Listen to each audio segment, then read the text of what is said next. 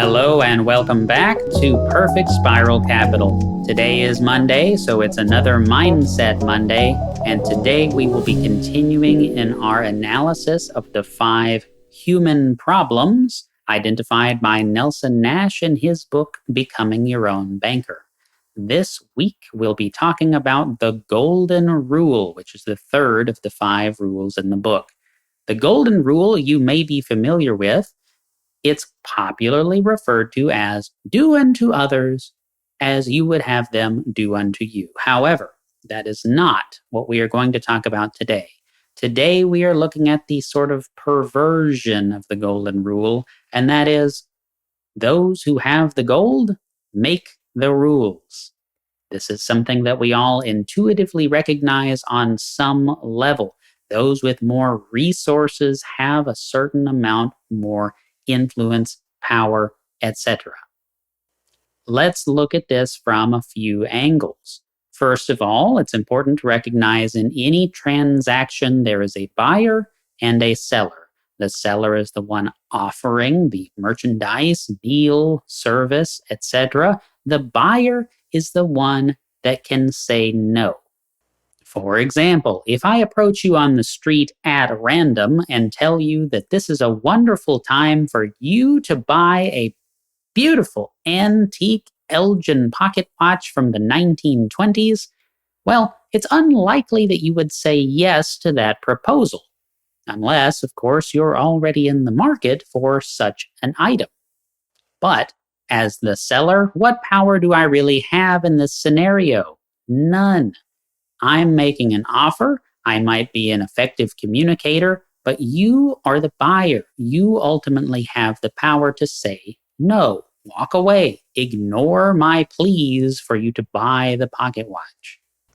Similarly, when you list your home for sale, you're subject to the real estate market at the time. You're subject to what people are willing to pay. You're subject to the terms and conditions that are popular at that time and in that place. Just because you list your home for sale does not mean that you will have willing buyers ready to pay that price. When my family moved from Texas to Arkansas, it happened to be an excellent time. We listed our price a little lower than we thought necessary, and we had a long line of willing buyers making offers even above our asking price. However, just down the street, a very similar home was listed much higher, and do I need to tell you what happened? It didn't sell.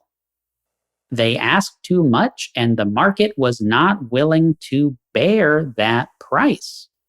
So in other words, it wasn't up to them, the sellers of the home. They listed their home at the wrong price or at the wrong time. They actually missed the market peak and didn't sell the home at all. Why? Because they are the sellers. The buyers are the ones with all the cards, so to speak. Now, in the book, Nelson Nash uses an example of a Japanese company that was considering opening a new manufacturing plant in Mexico.